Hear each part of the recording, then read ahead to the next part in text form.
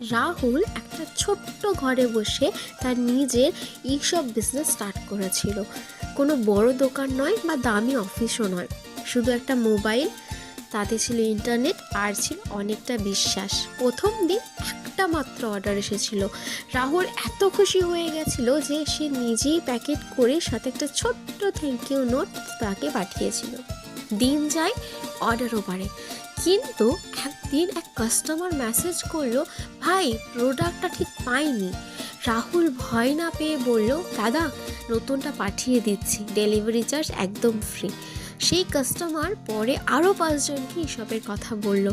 ধীরে ধীরে ইশপের রিভিউ বাড়ল, লোকজন বলল এই দোকানে বিশ্বাস করা যায়।